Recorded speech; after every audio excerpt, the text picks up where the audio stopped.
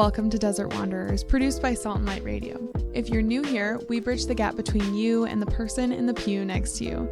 I will be interviewing priests, religious, and laity in our local Boise diocese, asking questions that'll help you navigate your vocation and help build community wherever you are with whatever resources you may have.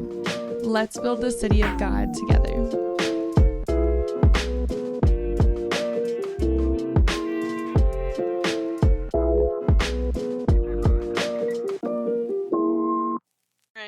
Well, hello, Brother Joseph. I'm so excited to have you today. I'm happy to be here. I know. We've already been talking for like a half hour, so this works great. It is. It's really good. Well, first off, can you tell me your age? My age? Oh, it's a secret. I'm just joking. No, I'm 28 years old now. Okay. So I just turned 29. Oh, there you go. Like last week. But anyways, cool. But how did you decide that you wanted to be a brother? How did you find Verbum Spei? And then how did you move to the United States? Yeah. So that's like a whole podcast in itself. It's a long answer, yeah. It depends on how much you want me to give you, but it's... We have all the time in the world, so... Okay. Well, it was definitely not the first thing that I would have chosen growing up, especially even though I grew up in a Catholic family, and it was really... I had the best childhood, at least the way that I see it. And I had a good disposition to kind of choosing the faith in a deeper way, but it was not my first desire. It was just the kind of like one of those things that you think about because people say you have to discern vocation and this is something that you have to do as a good young Catholic man, is to discern the priesthood. And there's another thing actually also is that in New Zealand, there's not such a presence of religious communities, like especially religious brothers. There was quite a few different sisters around, but very, very different from one another, and sometimes not really living manifestly what it means to live in community. Because in fact, one sister that I did know, she was basically she would live in her own little house and do whatever apostolate things that she could do. I mean, she was kind of like that age where like you're retired. But that's kind of how she lived, is that it was very much like she was just a retired person who did things for the church sometimes. And that was the kind of the one of the main examples of religious life that I had. But the priests were good examples growing up in my parish. But it's very different, the life of a parish priest to the life of a religious. And so I never really had an example of what it means to be living a religious community life. And so that was never something I even considered growing up. It was always kind of like marriage or priesthood. Yeah. So like, and I think most people are like that. Yeah. And it's something that it's quite deafening to hear when you hear people say, what's your vocation? Marriage or priesthood? And it's like, what? Like, in fact, those are just like two of the main hows you live of a vocation. Because in fact, that's something that I've so happy that I've learned since becoming a brother, was that our main vocation as a Christian person is our baptism, is through baptism. So we are first of all consecrated to God through our baptism and should want to live a life for Him completely. I mean, we're consecrated to God. We're no longer ours, And so even if you enter through marriage or through priesthood, it's just how you live this consecration in your baptism. But anyway, I didn't know that growing up, so I was kind of discerning priesthood, but not really seriously enough to actually say that I was discerning.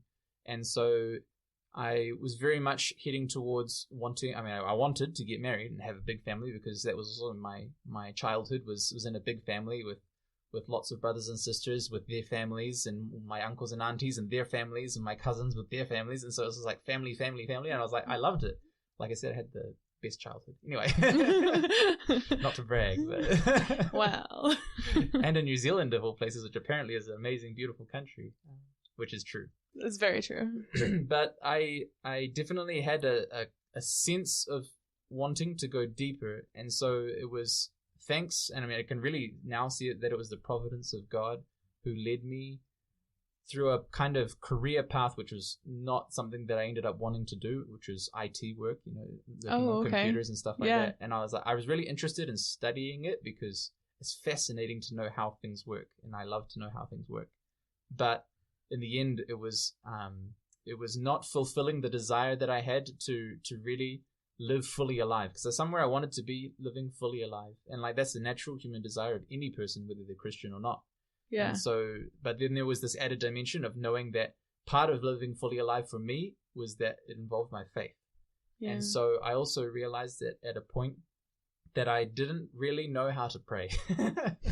It's kind of strange, right? Like it's strange to say when you're brought up Catholic or you're brought up Christian and you've been praying with your family your whole life, and maybe you even say you brought prayers by yourself. And so you can pray, or like you maybe like do vocal prayers or things like that, but there's so much more to prayer than that, and like we all have a sense of it, but we don't really know what to do or where to go. And so what I'm working with Father Dom right now is actually working on meeting the person of Christ in prayer. Exactly. Or in scripture. Yep. And like making him a real person. Yep. So I feel like I struggle with that. Yep. No, too. So is that like, is that similar to what you were saying? It's very similar. Yeah. And again, I couldn't see it at the time, but it was definitely that desire of this personal encounter, like you said, like discovering the person or really praying to a person who is there present to you, you know. Yeah. And you can definitely get a sense of it through the Eucharist in the Catholic Church, at least. Yeah. And that was a big help for me, although I didn't use it as much as I could have. And so, you know, I would go to Mass every day if I could. And there was a real desire to go deeper. And so when I kind of was at this point where I was kind of at a, you know, crossroads, where either I stayed doing what I was doing and kept living a miserable life, which nobody wants to do, or I, you know, went off and did something else completely different, which I knew wasn't really going to be very good either. Or then there was kind of it was through youth ministry actually that I was introduced to a man who was working at this college. It was called the Catholic Discipleship College, but it's not a real college. It's just part of the name. Because in New Zealand, a college, yeah, it can mean lots of different things. But this one it's basically a school of life for 9 months where young people could go for a gap year, or just for, you know, even if they were working, they could like stop their job for 9 months to really, the purpose was to go deeper in your faith and to live in a community of people who wanted to go deeper in their faith together. Yeah. And so it was a very small community. It was the 2 previous years to the year I was there was only like 5 students in the year. Oh, wow. And in my year, we started out with 9 and then we ended up with 7 or 8. There was like 4 Canadians, 1 American, and then 3 New Zealanders. And out of all of those, I was the only boy. Wait, are you serious? Yeah. So, wow. So there was 8 girls and 1 boy, myself, and I feel like it was not super uncommon actually. Like previous years, it was always very female heavy on the. Wow. Yeah, but I think it doesn't. It makes sense, but at the same time, I feel like that'd be really intense for you. Yeah. And how many sisters do you have? Well, I only have 2 sisters, and one of them is like 5 years younger than me, and then the one older than me. One of the ones older than me is like, again, like 8 years older than me, and then the one above her is, you know, another 2 years. So quite a big space. So you haven't lived with 5 girls before, okay? Just 1 or 2, including my mum. But yeah, very different. And so I did learn a lot about living with girls when I did that. But it was also the way that the school was set up was also quite well, you know, like there was a very strong discipline on, you know, separation between genders. So like the girls area was no go for any boys. So right. And same with the boys area for the girls. Yeah. And that helped a lot. But there was still, you know, I mean, we lived together, so it was like a family, you know. And did you have your own wing since you're the only boy? You have your own did, wing to yourself. I'm living. Although because the building was not obviously designed for having gender different areas, and so we're still on the same floor, our rooms, but they just divided it with a curtain. So it's like, you know. Oh well, so that's just still nice. Basically, just don't go beyond the curtain, and so I had beyond the curtain was my area. Yeah. Yeah. And that was quite nice, and that was really the place where I really learned how to pray, And I mean, like you said, it was not learning how to pray in the sense of like what words to say or what prayers to say or what devotions to do and things like that. It was really it was a great opportunity where I learned what is silent prayer, because I think that's where you really get a sense of what prayer is and encountering the person of Christ, because it's, as Cardinal Sarah says really well in his book on silence, that God, he speaks to us in the silence, and so therefore to listen to God and to have like what we say, a prayer is a conversation. To have a conversation with God, we have to be in silence. And I mean, it doesn't necessarily mean that it has to be an exterior silence, but it definitely requires an interior silence. Mm-hmm. And exterior silence helps us to enter into an interior silence. So what did this place look like? I'm assuming if you to work on that, you obviously can't have many exterior like noises. So did you not have like a cell phone at this point? Did you not have like TV, or what was like the actual physical area like? It was they did limit it quite a bit, so there was no TV for sure. We obviously weren't allowed to play like radios in the common spaces. I mean, we could have our own little radio if we wanted, and I did have a phone at the start. It wasn't required that you give it up, but it was an option. And so halfway through, actually, I did give in my phone and say, okay, I don't want to have a phone anymore. Because even now, there's many times where I'm like, I wish I could just get rid of my phone. Oh, yeah. And not because it's a bad thing, but it's just that I don't have the control over the device. The device has the control over me many of the times. Yeah. So is that part of the reason, or was it just like, I'm not even using it, so I'm just gonna... No, it was definitely the first one. Yeah. It was like, it had control over me. Yeah. So it was definitely kind of wanting to get free of all the distractions and all of the things that were leading me back towards a kind of worldly way of living. Yeah. And so that was what was really nice about this place, was that it was really encouraging that kind of thing, but it wasn't requiring it as like a compulsory, you have to. I mean, they did kind of strongly suggest it, to the point that if you were clinging too much onto it, they might just say, okay, maybe you should leave, because, you know, if you're not wanting to really receive what we're here to give, then there's something that's not going to work, you know? Yeah. So it was always a cooperation between each student and the person who was in charge of leading the house. Yeah. And that was also where I met Father Dominique. Really? Because he was coming for a few months every year to teach, and it kind of scattered throughout the year. So this was a Catholic organization? It was a Catholic organization, okay. Yeah. It no longer exists anymore, sadly. It had to close because they didn't have any students sign up. Really? Yeah. Oh, that's so sad. It is, yeah. I mean, they would go on a yearly basis, you know, like from one year to the next, they'd be like, okay, we pray that somebody will sign up and that we have at least, I think the minimum was like 6. That was because you had to pay as a student. You paid like 10,000 New Zealand dollars for the year, which is pretty reasonable. Mm-hmm. And that was just to cover the basic living costs throughout the year, which, I mean, it didn't cover everything if you had even 6 students. And so that's why they had a huge group of donors who would help as well. And anyway, so I went to this Catholic Discipleship College, and that was where I met Father Dominique, who was really the first example of a religious brother and religious priest who was really living their religious vocation in a really tangible way. Although I didn't yet get to see what it was like in a community, because he was by himself. Yeah. And so it was still not very like attractive. It was not like, oh, this man is amazing and I want to be a religious as well. Yeah. It was just like, oh yeah, he's okay, yeah. I still want to get married and have a family, you know? Yeah. But I think he could definitely see more into me than I could see into myself, you know. Yeah. And so he could definitely see that there was something deeper that I was desiring, and that what I was moving towards was not going to fulfill that. And so it was thanks to him and him kind of pulling me and pushing me and, you know, everything. How did your relationship start then? Because he comes and visits, right? And then he sees this in you, but is that through, like, you said he came for a couple of months to give talks, so was he spending a lot of time with you since you were the only guy, or? Yes. Yeah, how does this how does this all start, I guess? It was, like you said, he was coming to give classes and talks, and the classes were primarily for the students, but then, like, outside of the student class times, he would also give like retreats for other people from outside who came in like on the weekends or things like that. And because again, like I said, he wasn't there for 1 month and then another month and then another month.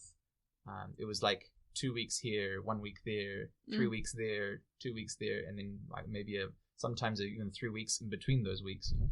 Yeah. And so it was through just going to the classes that he did give us, which did spark something of like I knew that what he was saying, what he was teaching about, especially about the human person and our human experience, was true. And like I had never studied anything like that before, but it's just like when you're kind of attentive and you're just awake, which I wasn't most of the time, but so I'm like, it was really a grace of God that I received anything from him. But it was definitely something of the sense of like, I know what he's saying is true, and I know it through my own experience, and therefore it was like, then I wanted to listen to him, even though it was difficult at the beginning with his French accent, his thick French accent. You get used to it after a while. So. And then after that it was it was kind of funny. He kind of roped me in because, like you said, I was the only guy, and there was halfway through the year there was an opportunity where he goes every year to Patmos, which is a Greek island where Saint John received the Revelation and wrote the book of Revelation, and so he goes and does a retreat there every year. And this year he had asked one of the people who comes every year from England, who's very well off, if he could sponsor one of the students from this college. And obviously the only student who's going to go is me, because I'm the only guy. Because the deal was that this other guy would pay for the flight, and because he already had a room booked because he's the preacher of the retreat. Oh yeah, he would the person who comes would sleep in the same room as him, because there was always 2 beds in the same room, you know. He was like, exactly, I know. And obviously there's no girl who's going to go and sleep in the same room as him, so it was like, okay. He wrote me in. I was like, you know, what do you say? Want a free trip to Patmos for like 2 weeks? And you're just like, why not? It was the second time that I'd ever been overseas. And what was the first time? The first time was World Youth Day in 2016. No way. Yeah. Was it awesome? It was pretty awesome. Although the World Youth Day itself was like the smallest part of the trip. Actually, it was. Did you guys do a lot of traveling? We did a week in Rome beforehand, and then we did a big road trip from Rome all the way up to the World Youth Day, which was in Poland. Yeah. So it was a 2-day road trip, and then we spent like 3 days just in the countryside in Poland anyway, before we went to World Youth Day, and then we left the day after World Youth Day. So we were basically, World Youth Day was just the 1 day, and that was it. Oh my gosh, that's still sick, awesome though. And I was sick for most of that day. Oh no! So it was awesome, but at the same time, it was a very limited experience of World Youth Day. Yeah. It was more of the experience of pilgrimaging around Europe. Yeah. Which is awesome. Which is still awesome. Yeah. So Patmos. So I went to Patmos with Father Dominique, and that was nice, but again, I was still very asleep. Literally. Like be in the talks, jet lagged. Be in the talks, and I'd be sitting there and my head would be nodding, and so I'd be trying to write stuff down, but I'd just fall asleep, you know. Yeah. He does have a very relaxing voice. He does, yeah. And also we'd do the talks outside in armchairs in the sun, and it was beautiful, and it was just like so relaxing, and so how can you stay awake? Yeah, I mean, if you're intelligent enough and you're actually like, or alive in your intelligence and wanting to know and go deeper, then you'd be awake. But I wasn't at that point, so. But I think I still learned something. But that was the first little trip that he took me on. And then after that, there was another one which he went to the United States, and it was the first time I've been to the United States, and he asked me to help him with a retreat that he was doing at a parish in Illinois, and he asked me if I could do the youth group, because he was like, I'm too old to do the youth group. I'm like, no, you're not. I don't know a single person that doesn't just like love Father Dom. Yeah, exactly. Really, yeah. Like young or old, everyone loves him. Yeah, because he's very youthful. In fact, I mean, like, you know. Well, I heard this from, I think it was Mother Natalia in one of Matt Frad's podcast, but she was saying that you can't deny holiness, or not deny, but you can't run away from holiness. And I'm not saying like I'm not saying judgment of anyone's soul, but I'm just saying there's something about him that really reflects Christ, and that when you encounter that, you can't not be attracted to it. Yeah. I think that's the same thing about all of the brothers and just the monastery in general. When you go there, there's something that there's like pure joy. Regardless of what you guys are feeling as an outsider, like there's just like this joy and peace there that is really attractive. That's good. Yeah. If you say so. Those are my experiences. Yeah. Those are most of the people I talk to say the same thing. So yeah. That's really good, because that's really the purpose of the monastery, and why we have the schedule that we do, and why we do what we do there. So that's good to hear. So wait, okay, sorry, we're back in Illinois. Yes, and I went with him on that trip, and there was several other trips after that. Like there was at the end of the year at this Catholic Discipleship College. He'd done it a couple of years before, where he'd taken the students on kind of pilgrimage, but more like a mission trip. In fact, on a mission trip to the Sisters of Mother Teresa, the Missionaries of Charity in Calcutta, in the Mother House there, to volunteer and to have an experience of the poor. Because that's something that New Zealand is still a first world country, and you don't really have an experience of the poor like that. Yeah. So he organized that, and we tried to raise funds, and then he would find funds, whatever, around from different people who he knew who would help out, and so there was most of us from my year, the girls and myself went to Calcutta, and at the end of the year, and that was really cool. So then, when you were done with your year, what happened after that? Were you fairly convinced at that point? No, not at all. No. No, it takes a lot more than that to convince me. Okay. So I was. How old are you when you're at the? So I was 20. I was 21. I remember I had my 21st birthday while I was at the college. Did they celebrate it? Yeah, I invited them all to my house, obviously, like to my parents' house. Yeah, and we had it there, so that was nice. It was a good experience for the Canadians. Yeah. Yeah. But I was 21, and then the year after the Catholic Discipleship College, there was definitely a movement of the Holy Spirit, because towards the end of the year we were having coffee with Father Dom in a cafe, just because sometimes Father Dom is like that. He's just like, let's go out and have ice cream, or let's go out and have coffee, and like before that he's like, don't go out and watch movies, but and then he's like, let's go out and have ice cream, and you're just like, what? Like, okay, all right, yeah, let's do it. So we were at a cafe just talking about how the year had gone, and what we were kind of thinking of doing. And we were, all of the students and including myself, were really at that point, because it was towards the end of the year, and we'd kind of finally started to wake up. Yeah. At least myself, maybe the others were a little more awake, but I'd started to wake up and to realize that what we were receiving from him and from this college was so valuable and so unique that you couldn't find anywhere else. And I wanted to share that, and we wanted to share that with others who are maybe wanting to look for the same sort of thing, to go deeper in their faith and to learn really what it means to be a human person, and then a Christian human person. Mm-hmm. And so we decided, or we had the inspiration of starting a mission team. And so we presented it to the board of the college, and Father Dom was kind of supporting us and saying, like, I'll help them and all that sort of stuff. And we were just wanting basically to use the college as a home base, and then to go out from there and to go to different parishes around New Zealand and do mission trips. Wait, so you had Canadians and a person from the US, and then exactly. Okay, and so then two other New Zealanders. And so in the end, so it was originally going to be 2 of the Canadians and 2 of the New Zealanders and myself. But in the end, it was just the 2 New Zealanders and myself.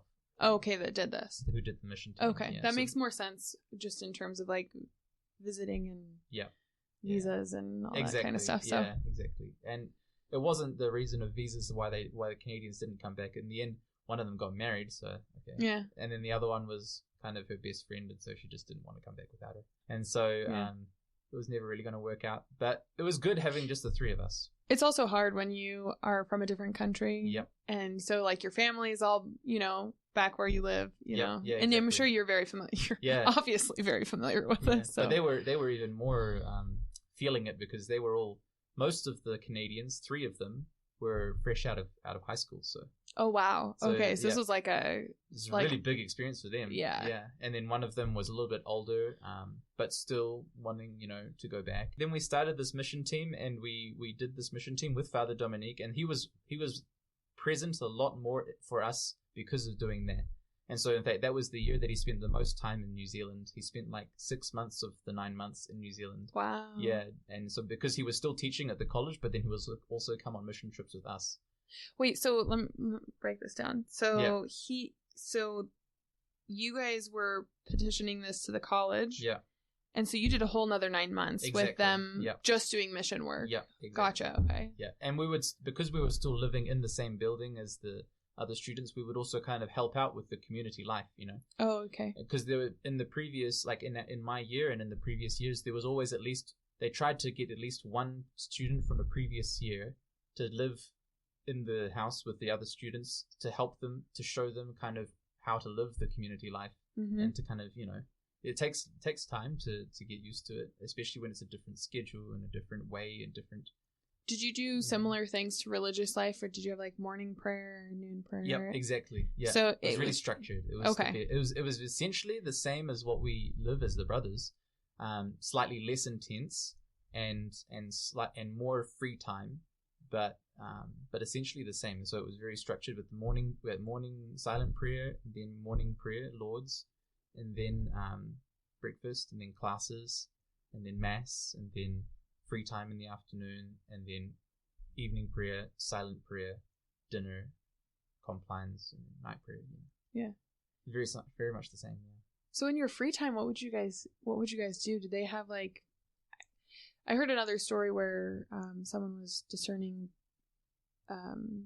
religious life, and they were in this house that they had to work like they had to work as part of their. So did you have like mission work that you needed to do during the free times, or what would you do in this? So in the year that I was a student,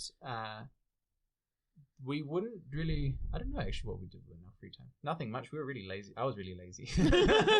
I would probably sleep. Yeah. I feel like whenever it's silent, I don't know how to deal with it. And so most of the time I fall asleep. Yeah. I mean, I would go on walks, or, we lived a 10-minute walk from the beach. So sometimes we'd go down to the beach and walk along the beach, or just to get out, because I mean, you spend the whole morning inside. And so sometimes you wanted to get outside. Yeah.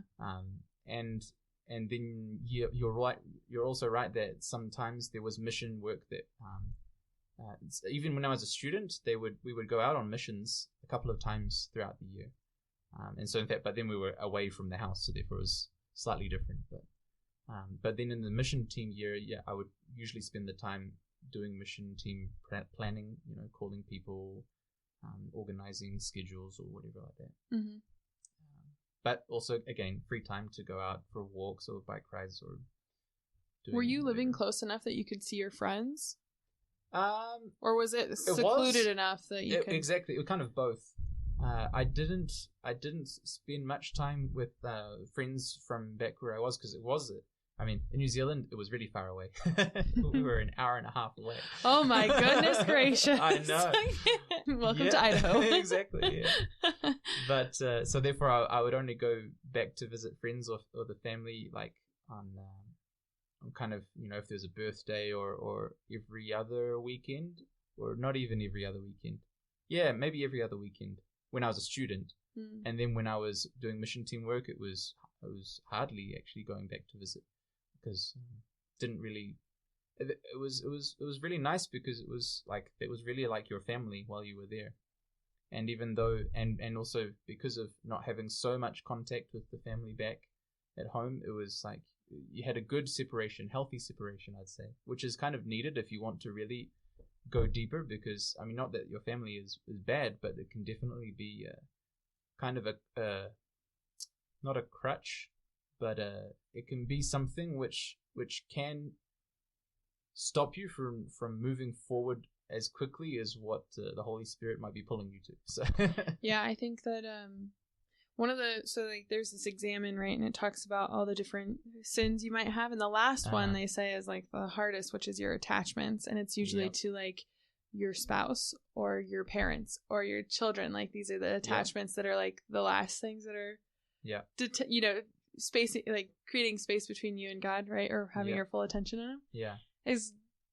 I think even now, being a mom now, it's even gotten worse. Oh, yeah. Like, when I got married, I remember thinking this, like, I am so overjoyed, like, God, you could take me, I'm ready. Like, yeah, exactly. I'm good. Let's go. And then I had my kids, and I was like, just kidding. Yeah. I have work to do. Yeah, exactly. But it's good. It's good to have that, though. I mean, like, like, not to be attached in such a way which you would fight against the will of God, but still to be attached enough that you recognize the responsibility. Yeah, because there is a connection between charity and the order of charity. Like, the charity is not like first of all for the poor person in Calcutta on the other side of the world. It's first of all for those who are close to you, and the ones who are closest to us naturally is our family. Yeah. So I think speaking of Calcutta, Mother Teresa said it perfect, right? So if you want to change the world, go and love your family. Yep. Go home and love your family. Yep. She has some really great quotes. Oh, she's very quotable. Yeah. Yeah. There was another one that you reminded me of it earlier, and I forgot. I didn't say it because I didn't remember it all the way, but now I'm going to say it, even though I don't remember it all the way. But it was like, something to the effect of like, give your worries over to God and then smile and let him take it. Yeah. Or something like that. Yeah. Or smile while he takes it. Yeah. And accept that he's taking it. Yeah, exactly. Yeah, that was really my whole conversion throughout these whole 2 years. Yeah. Was learning how to do that.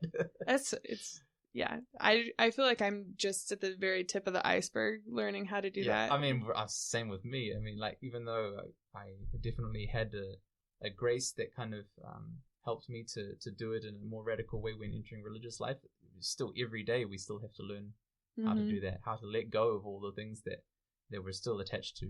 Yeah. I mean, even as a religious, it's amazing how much you can still be attached to things. Yeah. Really amazing. So I just listened to this like short clip by Mother Natalia, and she was talking about that very thing. She was talking about stress. Yeah. Something like one of her sisters said, I feel like I'm drowning in a puddle. Because there's all these little things, and by themselves they wouldn't be a big deal, but like together they're like overwhelming, right? Yeah. And also then you just put your face in it and then you're drowning, even though you just need to lift your face up. Yeah, exactly. Yeah, but it's so hard. I mean, even as a mom, I feel like it's the same thing. Like, I let my kids like, I get really overwhelmed, I get super stressed out. Yeah. And then I just remember, like, why do I have to be upset about this? Yeah. It just is what it is. I'm just not going to be upset about it. If you choose not to be upset about it, you can just let it go. Yeah. But there's also the way, I think what she was saying is like, either refocus to God or like see God in that moment, right? Yeah. But I think it could be the same. No, in a way. It is, yeah.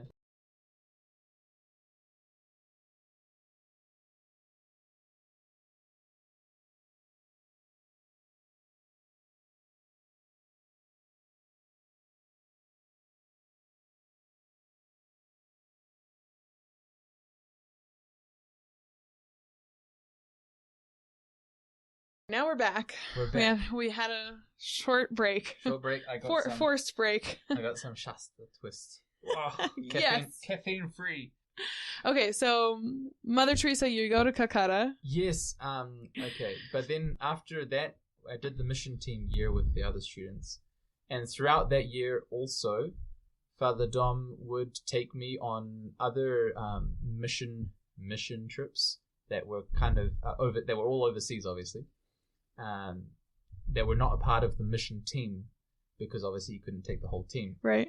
So it was just me, and it was for different retreats and things that he would give, because he was constantly, I mean, just like now, he always constantly is going around the world giving retreats or things like that to different groups or people that invite him to, and so somehow he would find the funds to pay for my flights, and so it was just like free trips, you know? Yeah. And I was just like, why not? You became well traveled. Yeah, really, yeah. And so in the space of like a year, I traveled to a lot of different countries with him, and got to know him well enough that it was kind of like okay, he can definitely, he knows me, you know, like, Yeah. and I know him well enough that I can trust him, you know.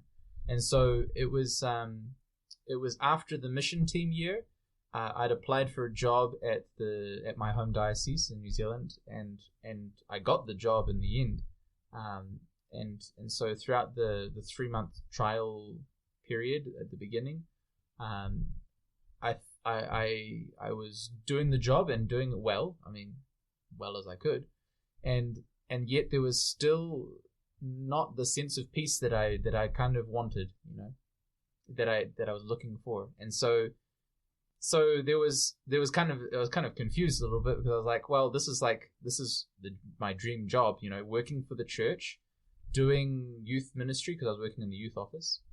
I was working mainly with the young adults, in fact, and doing it like, and having such an easy job as well. Like, it was really like, you could take the time that you needed. You again, like you're saying about working here at the Catholic radio station, is that you can take all the time that you need in prayer, because it's really essential to our work, is that we have to really found it in prayer.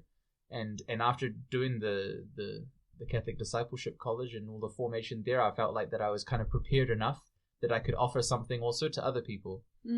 And so I was like, this is it, you know, and then I was like, oh, and then after that I'll, you know, get married. I mean, not just get married, but, you know, like, there was definitely girls that I was already kind of on the path of dating and things like that. But there was not the sense of peace, and that was really hard, because I was like, okay, is it really what God wants, or is it just what I want? And so it's again what you were saying before about what Mother Teresa said, like, giving everything to him and watching him take it, smiling, you know? Yeah.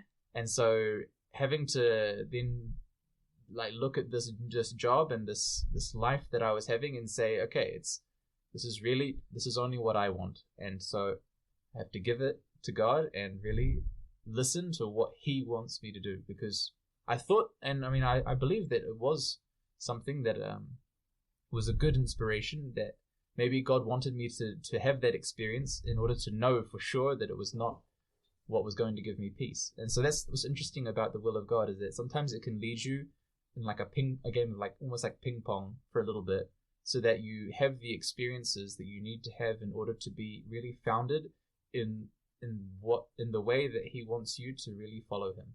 Yeah. And so that was kind of my experience, was that it was at the end of this 3-month trial period of working for the church, and not having a sense of peace, and knowing that there was something else, and I didn't really know what or where to go or what to do.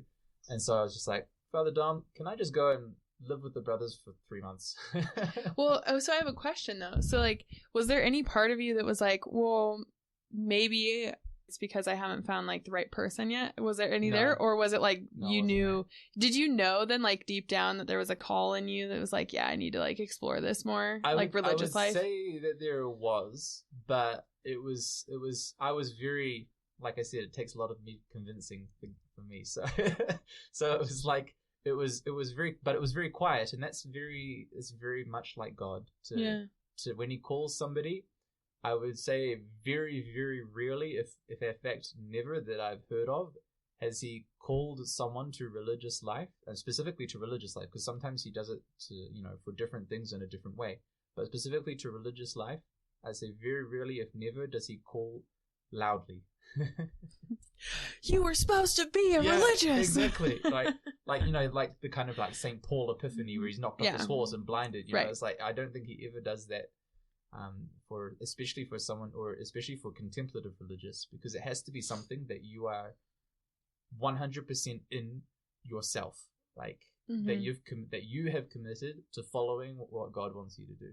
I think I can see why the ping pong effect would be essential, because it would be like, I've had enough of these experiences of what I think that I need, or think that I've wanted, or think that God's called me to in my own, like, I think that God's called me to, right?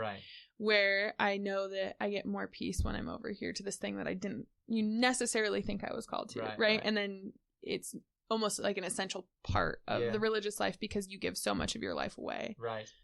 And yet there's a super big risk in that as well, like on the part of God, to allow you to do lots of different things that you can, like every single one of them, you can get trapped in, you know.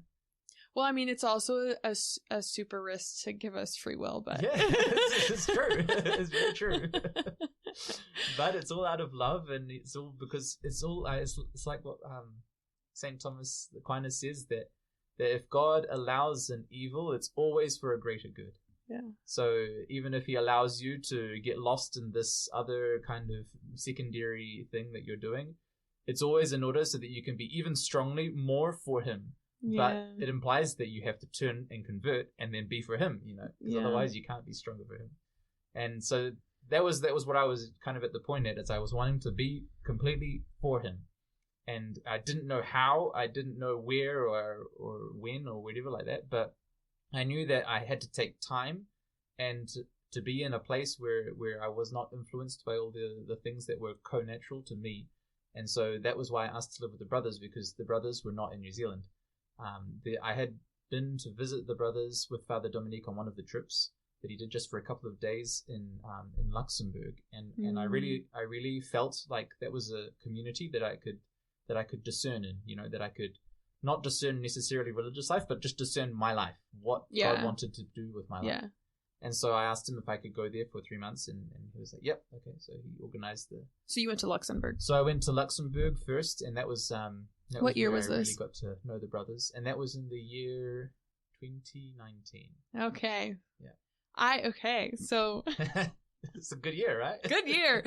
No, I was just wondering because when I first met you guys, it was actually on a Zoom call. Really? Yeah, because you were zooming into one of Father Dom's talks, one of the metaphysics talks. Yeah. And I think it was you and Brother Thomas. Yeah.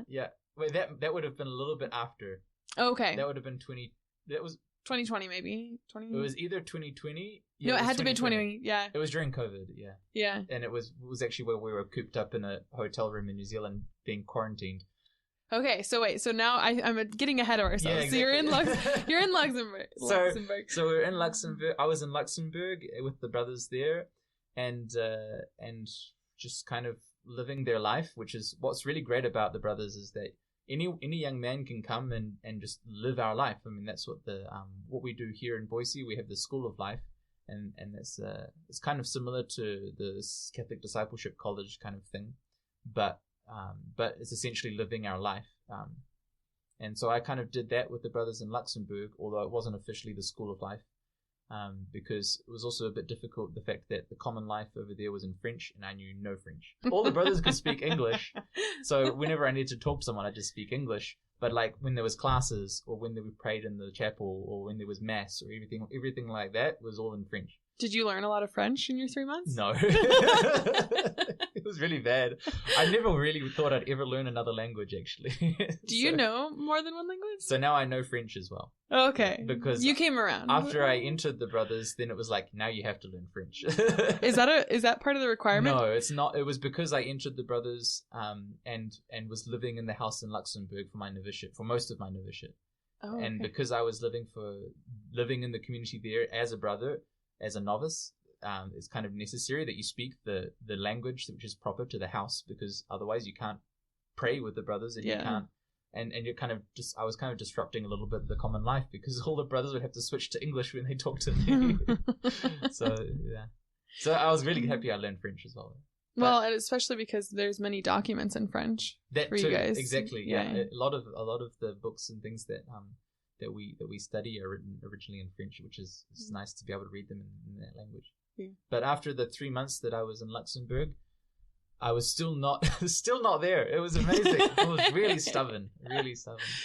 I think that's even more beautiful, though. Yeah, and that's also like a sign for me that it's like, because I was so stubborn and because I was really not wanting to, it's more of a sign that it is really what God wants me to do. Yeah. It's not what I wanted at all. Yeah.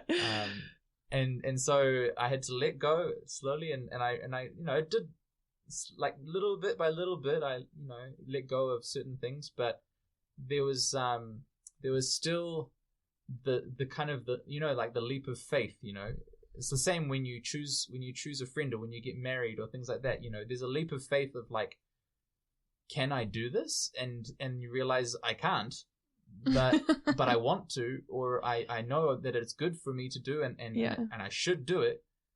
but I can't. And so Yeah. so you need something else or someone else to help you. And so that was, I had a lot of help from Father Dominique, who I was kind of back and forth after that at that point, that because he was like, come to visit us in Boise, because just at that point he had started the house in Boise. That was in 2019 that the brothers started here in Boise. And so he said, come and visit us in Boise. And so I went there and I stayed with them for a month or something like that. And again, still wasn't really on the point of choosing anything. And so, but I was really I was ready to choose something, but I just didn't know what to choose. But I like you said, I had the kind of the deep down, the sense of a calling to religious life.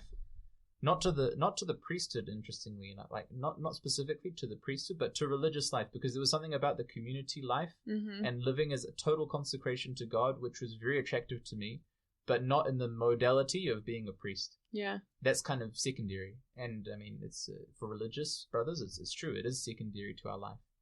So this is kind of another side comment, but are you thinking about the priesthood now that you're a brother? Because I know that some brothers do and some brothers don't become priests. Right. And that's what's also really nice about being a brother in a religious community, is that it is a cooperation between the brother and the community, or the prior, and the ones who are in charge of who say which brothers can be ordained. Because sometimes a brother might want to be a priest, but he can't. For whatever reason, there's lots of different reasons why a young man can't become a priest, and so it's not something that you're necessarily like, oh yeah, I think I should be a priest now. Yeah, okay, it's more of like someone else is saying, exactly, hey, this might be something you should look into. Okay. And then you're just like, okay, if God wants, yeah. So that's basically what I say. I say, okay, if God wants, and Father Dom has said, yes, God wants. So the answer is yes. So the answer is I'm on the road, I'm on the path to becoming a priest, but it's not a guarantee, and it's not like, it's not like, oh yeah, I'm doing everything to become a priest. It's like, that's just secondary. It's just part of the life that I'm living as a religious. Yeah. And so that's what's really nice, is that because it's secondary, you're not all focused like a seminary on all the studies that you need to do and all the formation that you need to do and passing this exam and all that sort of stuff. I mean, we still have to do it, but it's all secondary, and so we don't have to worry about it. Yeah. if that makes any sense. Yeah. It's not like it's not your primary focus. Exactly. Yeah. Your primary focus is you and your brothers or God and then your brothers. Exactly. Yeah. And living, first of all, a religious fraternal life. Yeah. Which is, I mean, it should be like that for also seminarians somewhere, but in a different way. Yeah. And anyway, so I was not wanting to be a priest or anything like that, but still there was something about the religious life which attracted me. And so there was a little inkling that was like, I could do this. And it's kind of like that point where in any kind of split decision where you look, and you can only look with your imagination, which is horrible because it's like it doesn't exist yet. But you look at the possibilities in your imagination and you say, looking this way, I see all the possibilities and I see that it's good and I could do it. And then you look the other way and you say, I see all the possibilities there and it's good and I could do it. And you're like, so you're left with two good choices, two good ways, and two possibilities that I can do. Yeah. So there's like, how do you choose? Yeah. How do you choose? And that was my question and what I couldn't really decide by myself. So that's where I asked Father Dom. I was like, you choose. And then he said, okay, I'll think about it. And so he thought about it. And then after a few days, he got back to me, and it was really nice actually. He was very gentle. He gave me a little note, So he didn't just say it straight up, because otherwise it would have been probably a bit too much of a shock for me. Yeah. So a little note, and so then Wait, so what was the other option? So that one option was to become a brother, and the other one was that one marriage, or yeah, okay. Go back to New Zealand and do what I wanted to do. Yeah, okay. Basically. Looking from the outside, it's kind of like, did you really want to go and get married? Because you did give Father Dom the choice. You're right, and that's why I had to ask him to choose, because I mean, at that point, I kind of knew that God was kind of calling me to do, and that's why it's also interesting to see what is a vocation, properly speaking, in religion. Like, a religious vocation it's not or when we speak of discerning a vocation in the Catholic Church, and we say, and lots of people say, okay, you've got the different vocations, which is priesthood, religious life, and marriage. Like those three basic things. And then there's also the single life. Yeah. But no one really wants. Yeah, exactly. I say that no one necessarily wants to be in the single life forever. And the reason why is because we're called to community. Exactly, yeah. But at least there's the three main options. And yet there's something about the option of marriage which, like, in the very strict sense of what a vocation from God actually is, it's not properly speaking a vocation in the supernatural sense, because I mean, and yet it is, and thanks be to God, there is also the sacrament of marriage, which means it's also blessed by God in such a way which calls a couple to live in a new way of a marriage. But the call to marriage by itself is not a supernatural calling, and that's why it's kind of like, it's almost like the default, Yeah. It's almost like if you're not going to discern being a religious or a priest, well, then you should move towards being married. Yeah. Well, and I mean, there's if you look at the definitions of marriage in the Catholic Church, there's, you could be two Christians could be married. Yeah. And we assume that if they are both married in the rite that they're supposed to be, and everything is, that it's still a sacramental marriage. But even if you don't get married in a religious rite, like say to, people that aren't, Christian, and they get married, it's still a marriage. It's just not a sacramental marriage. I think it's really interesting if when you go through like the church's definition of marriage. But the Catholic Church does talk about like a natural marriage and union versus like the supernatural, which is like through the sacrament and through the either convalidation or through the actual ceremony that you receive the graces in the sacrament. So it is still, it's interesting. No, it is really interesting, and it's also super complicated as well. It's very complicated. It's very complicated. Much easier to become a religious. No, I'm joking, but it's kind of true. In some areas. In some areas, I think it's really funny because I think before you get married or before you become religious, you're like, oh yeah, it would be so hard to be a religious. Yeah, but you don't make the decision on that though. So it's true. It's true, but it's so hard to enter the priesthood. They have it so rough, and then you get married, and you're like, wait a second. Yeah, exactly. No, exactly. So there's always difficulties in either one, and I mean that was also part of what you kind of look at, or what I look at. But at the same time, though, you kind of get that with being a brother. You still have to live in community with other people that you don't necessarily view everything. In the same way. So exactly. I guess you still have that. Sometimes it's even worse because you don't even choose the brothers who you live with. Yeah, that's true. I mean, ultimately, hopefully, in the end, you do choose them, but you don't usually choose which brothers are called by God to enter this community. For me, it was a grace that helped me to kind of put the choice. I mean, not the choice. In the end, the choice was still my choice. So it was not like Father Dom was choosing for me.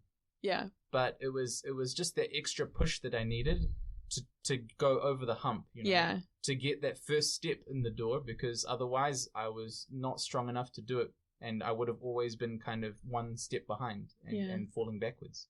So if it's not too like sensitive, like how did he say it to you? Like, did he just say, I see you as a brother, or like, how did he? I think if I remember correctly, it was very simple. It was just like, like you are a very good young man, and God really loves you, and maybe not even that. Maybe it was just like, I just remember there was just the line that was just like, I think you should enter the novitiate. Oh, okay. So it wasn't like jumping straight to the end. It wasn't like, I think you should be a religious brother and then a priest. It was like, just enter the novitiate, just kind of see take a step, take the next step. Because that's what's also really great about religious life, is that you can take the first steps, and that's part of the discernment process. So it's not like you discern, I mean, not with everyone. Sometimes it is very clear for some people that they're like, I want to be a religious brother, and so then they enter the novitiate, and always with that final intention of becoming a religious brother, and they're kind of moving themselves. Whereas for me, it was like taking the first step, using that to strengthen the desire that I had to follow God's will, which is the same for everyone in the end, but maybe it was less clear for me, you know. Mm-hmm. But slowly, it was kind of like, it's really a strengthening of my will, because you need a strong will to be able to choose and re-choose to follow God's will. How many vows do you guys have to take? So there are 3 vows of poverty, chastity, and obedience. But you take them at different times, right? There are. In fact, when you enter the novitiate, which is the first stage of formation for any religious, you don't make any vows, and so that's why during that time of formation, you're completely free at any point to leave, and there's no strings attached. So then, when you take your first vow, are you like locked in at that point? So exactly after the time of novitiate, which is for us 18 months or so, then we make.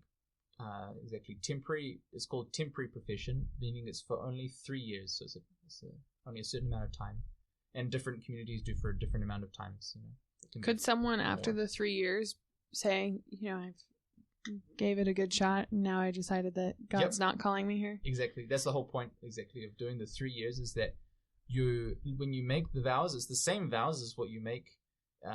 When you make them for life, but it's only for a certain time in order to kind of have that last minute, you know, I don't think it's for me. But I mean, for us at least, and for me, it wouldn't make any sense to make the first vows without the intention also to make the final vows. Yeah. And so you don't live your life in temporary vows as if, I might not choose it in the end, you know. It would be like God really calling you, like, no. Exactly. Like this is yeah.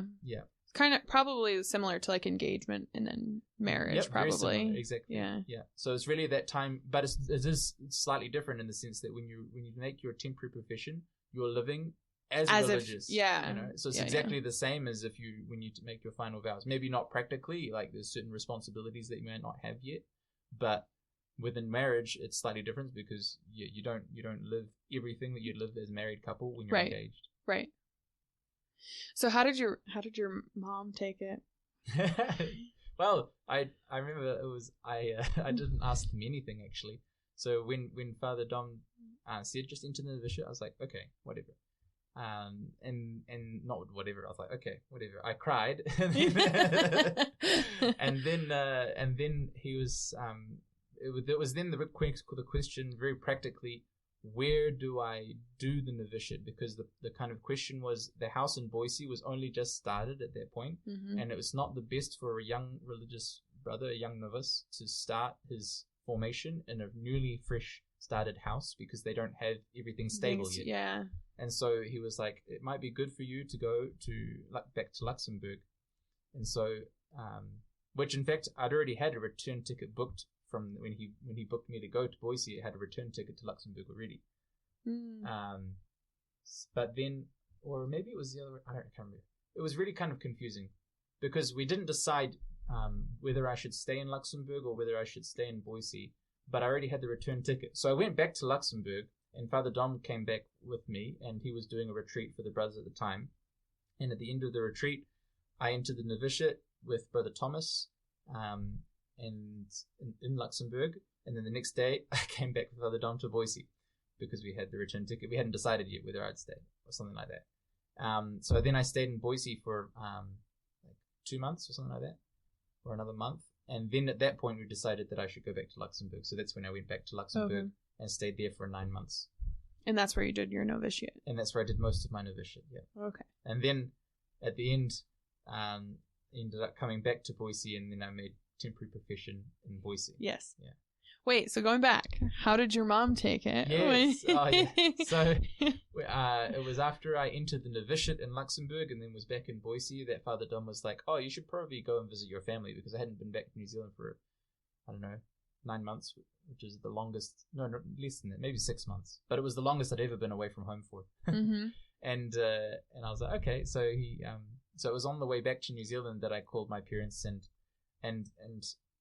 when you enter the novitiate, you receive we receive what we call the malot, which is like basically just like a big sweater, you know. Yeah. And it's like a half habit, but it's not a half habit. It's just a sweater with a hood, you know. Yeah.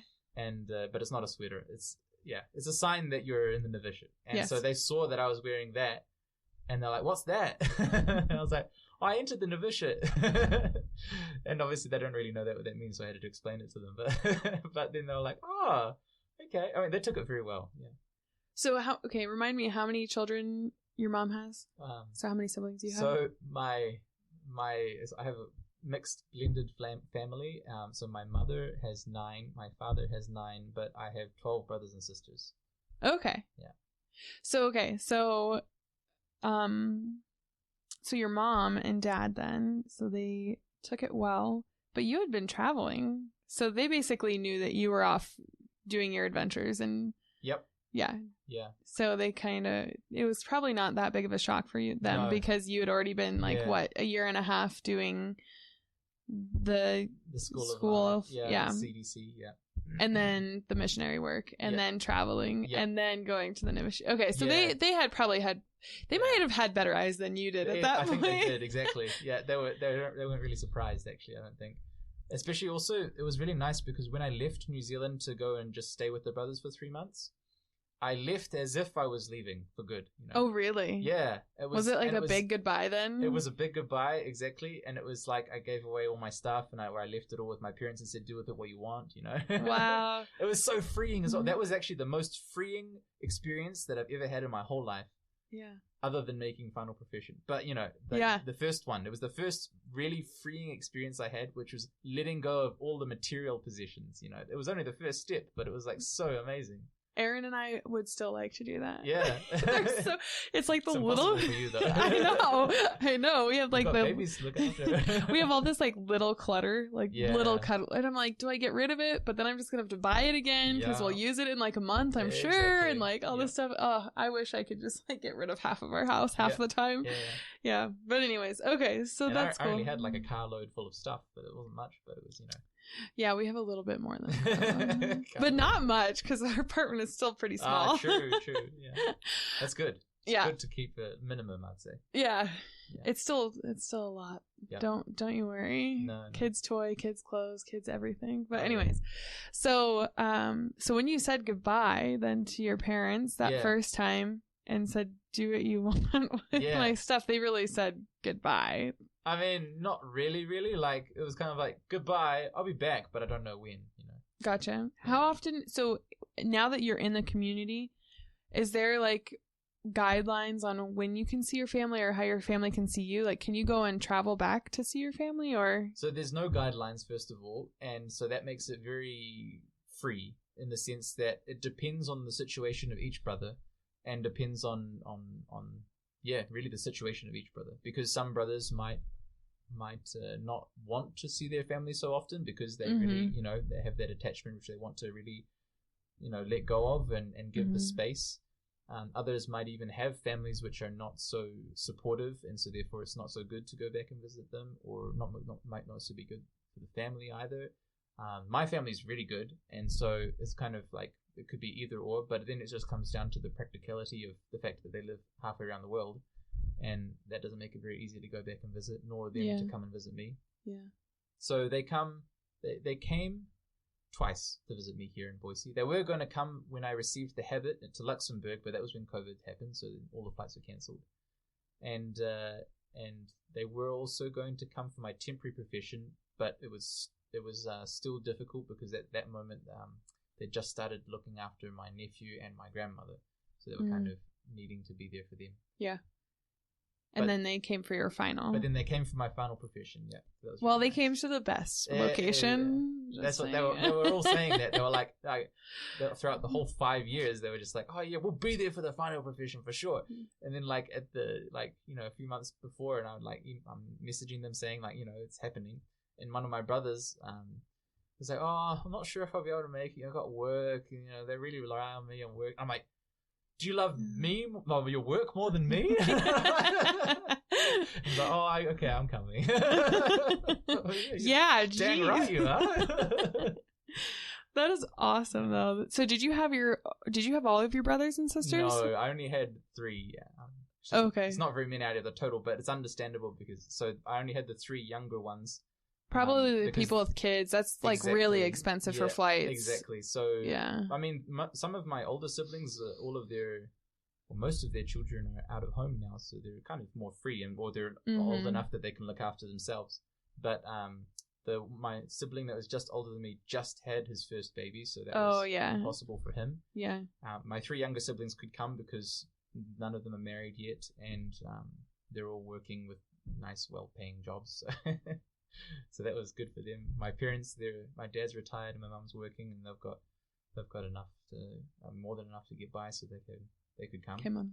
Yeah. And they've got time as well. Dad's very free with his time. Mum's also, I mean, she's able to say, I'm just taking 2 weeks off, and they just have to accept it. Amazing. Yeah. Amazing. She has a good work, yeah. And then the older brothers, half brothers and sisters,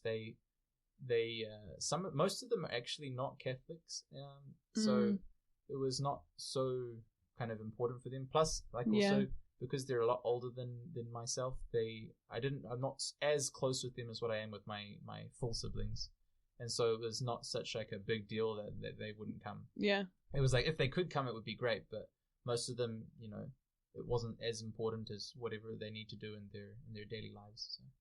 And they all were watching on Zoom. Most of them, I think, were watching on Zoom. So I mean, they're definitely all involved, but they're just not as involved as spending $3,000 to come halfway across the world for a week. Yeah. Okay, this is another question. As a mom, I think about this, but how did your parents raise you in a way that led you to this? Because I think that's something is like a mom is, and Father John actually started this, and I remember when Elijah was baptized, he said, look at your son for the last time, because after after baptism, he's not yours anymore. Exactly. And so part of me is like, I love the brothers at Verbum Spey, and so part of me is like, oh, he could just become a brother and live at Verbum Spey, and it'd just be amazing, and it'll be all good. Don't tell him that. Or he could get married, and that would also be good. Yep, and then he could be a priest, but meh. Yeah. So let's just choose one of the first two. Yeah. No, but I mean, I guess my question though, in all seriousness, is like, what kind of things should I do as like a mom, or like what kind of things did your mom and your parents do that helped influence you into the place where you were open enough to actually discern your vocation? Yeah. Well, I'd say that one big influence that helped a lot, that I don't really have a contrast to compare it to, but I can definitely see from other people's experiences how good it was being homeschooled. Because, and that was the whole reason why my mum homeschooled us, was that she could see that the public schools, or even the private schools, the Catholic schools, weren't really giving the Catholic education that she wanted her children to have. So what do you mean by that? Like, what was she seeing was missing? Well, you'd have to ask her. Oh, okay. I don't have no idea. But maybe we'll just get her on a Zoom call. Yeah. That's a good idea. Yeah. So she'd be happy, I'm sure. But I know that one thing she did mention to me was not so much at the level of the Catholic education, but it was also at the level of the social bullying and things like that. Yeah. And so she knew that was a problem that was not going to help her children to learn, and not really going to help her either, and trying to teach them when they were at home. Mm-hmm. And so she decided to homeschool, and so she actually decided to homeschool long before I was even born. Mm-hmm. It was the 4 older half siblings that are just older than Patrick, who's my older brother. Mm-hmm. And so she started homeschooling them first, and so therefore it was nice because she kind of got in the rhythm of it by the time I was born. And my 4 siblings, and so from me and my 4 full siblings, we were kind of in the rhythm of homeschooling from them, and so she already had a lot of the stuff kind of prepared, and it was just kind of natural, it was just like, okay, we start doing schoolwork and it's at home. Did she do daily mass with you, or prayers? Yes. Or like what kind of formation, like religious formation, did you guys do? Because in fact the formal religious formation was like next to nothing. I mean, it was very minimal. It was like a catechesis book that we would read and not understand anything, because using words that we don't understand. Yeah, exactly. But the practical formation, it was very very good, I'd say, in the sense of we would pray.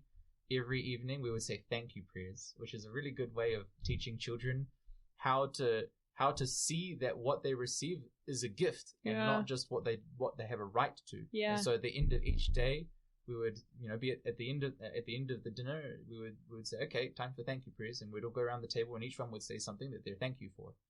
And it was good because we could have the example of the older children to see what was actually something that we could be thankful for. Yeah. It's not I'm thankful that I got to hit my brother today. Yeah. I'm thankful that I don't know, what was something that I was thankful for. I was thankful for being able to play with my siblings, or finishing my schoolwork early so that I have more time to play, or things like that. But that was one thing. And then also like mass, daily mass was also a really, really big help.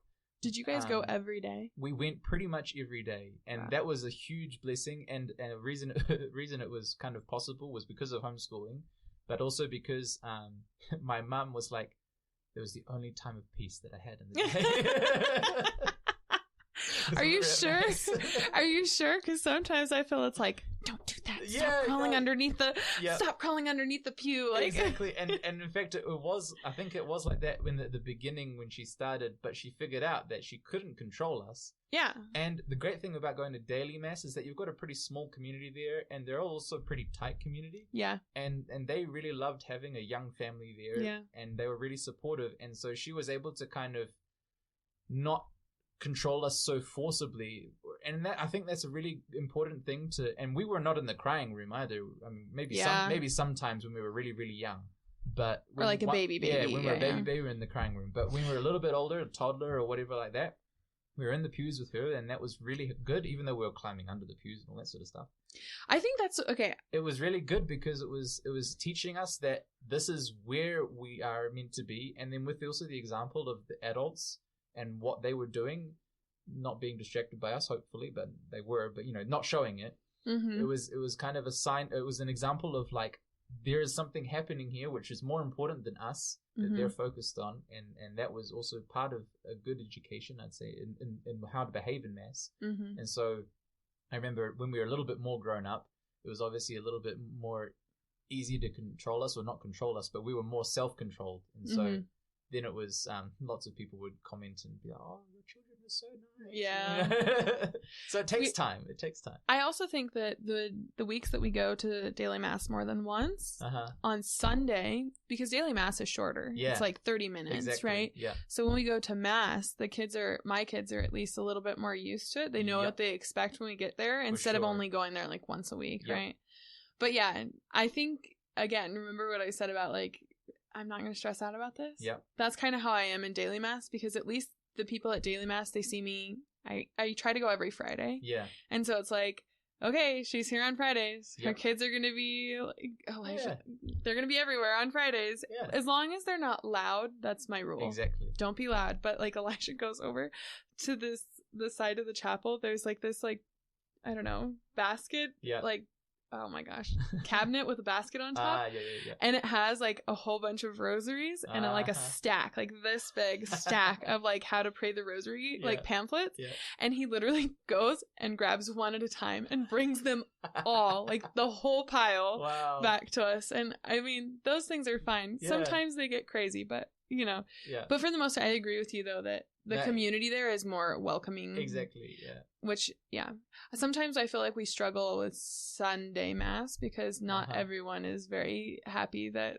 that's okay. Don't pay any attention to them. Again, from my own experience, it is definitely it is distracting when there are like noisy infants or babies or whatever like that. But somewhere it's not. It's secondary. It's such a secondary thing. It's up to the prudence of the parents to take them out when they're being too noisy. So like you said, I think the being quiet is or how the noise level at what point you take them out is very very up to the parents. Yeah, it's good to have young families there. So I think that's part of the education, and the other part is also is helping them. Maybe it's again, I've heard this so many times in different parishes of being like, if you're really annoyed with the parents with the young baby, go and offer to take their baby for them, Yeah.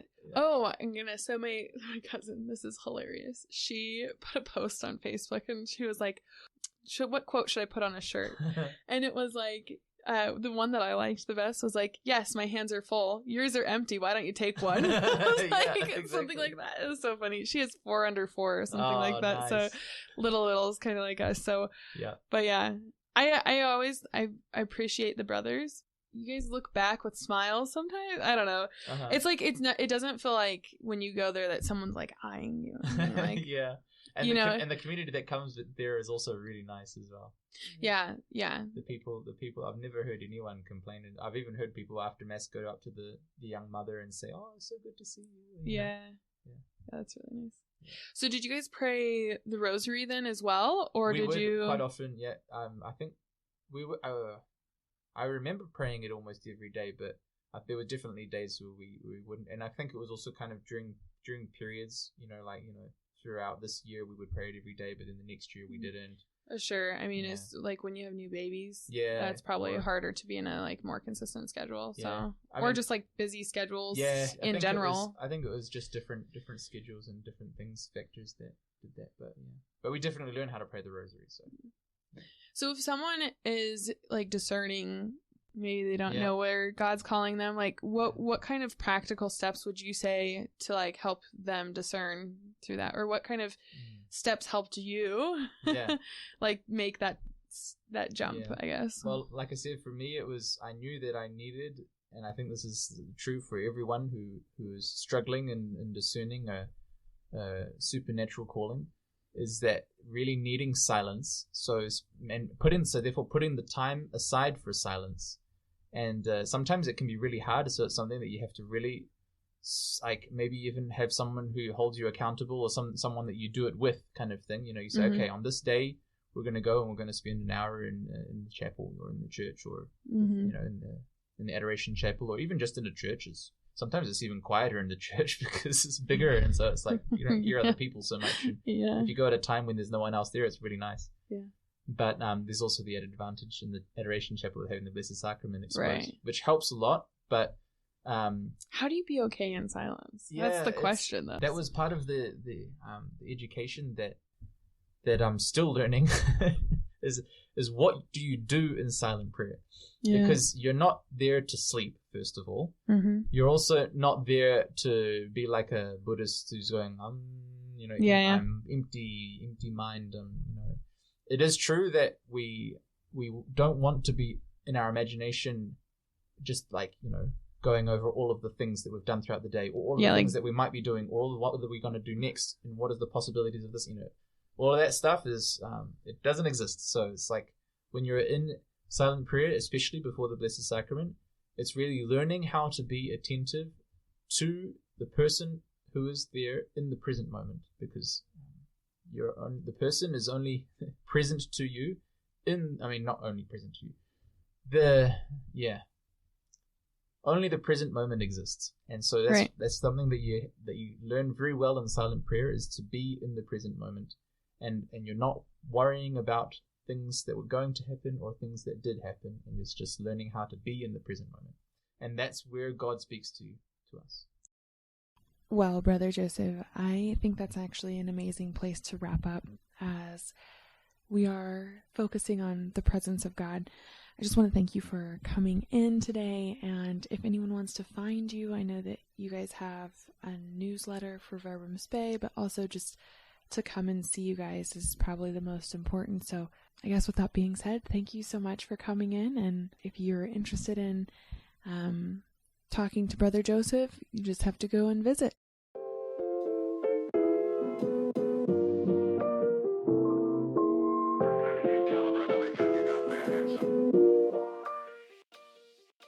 Thank you for tuning in to this episode of Desert Wanderers.